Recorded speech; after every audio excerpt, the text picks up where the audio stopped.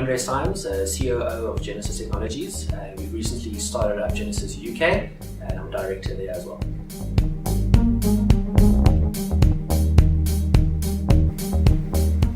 Well, first and foremost, we've been trying to establish a business, and I think so far we've succeeded. We now have 3 permanent clients in the UK, all London-based companies. But over and above that, we've been spending quite a bit of time learning from London, which we say or believe is the nucleus of the entire world's insurance industry, and doing a lot of research on the insurtech side as well. Insurtech is a massive trend currently in London, and we're learning a hell of a lot by attending their conferences and seeing where the VC is going when it comes to insurtech. The main reason why Genasys decided to open a new business was diversification of risk. We needed to find new revenue streams. South Africa is currently quite a hard market. The brokers, the product providers, and all the people part of this big cog are under a lot of pressure. So it made sense for us to look for new revenue streams. Why we chose London is a different kind of question, and the answer there is quite simple. It's that very similar insurance structures, cultural similarities, and very importantly, our whole support operational team sits in South Africa, and the time zone difference between London and South Africa isn't that great. So we didn't have to change operational model in South Africa too much to support a London-based organization. The big thing that we are bringing to the UK market, I would probably say, is our product, and our product-rich product. Most of the product providers in the UK either do front-end policy administration or claims. They don't do the full end-to-end product. Our product Sky does that all the way from quote, bind, policy administration, all the way through claims in one easy step, and it's a one-stop shop, and that is a big differentiator to us. The other big thing that we bring into the UK market is a delivery-focused attitude. We don't try and derive revenue from projects. We are a license-based company, and we like delivering on time and in budget.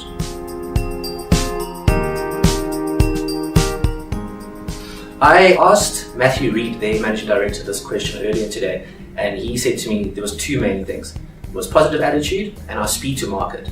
And I must say I appreciate that from Matthew, and it does speak to the truth. The really cool thing about Equipsme themselves is the team that they have there. They are an insurtech, but they're not really a startup. The entire team, ranging from Matthew, Ronnie, Yaku, as well as Andy, are very, very experienced insurance stalwarts. They come from big backgrounds. They've all been in AXA and a couple of the big insurance brands, and that is really going to differentiate their business from the other small insurtechs. They got the cool idea and cool tech, but they've got the business know-how to make it work as well. Again, it'll be our feature-rich product, our delivery focus, and very importantly, our price point.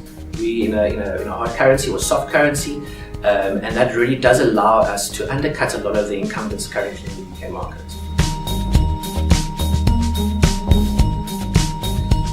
There are a couple of lessons that have been learned. I think first and foremost is that there is what we consider to be a slight insurtech bubble at the moment.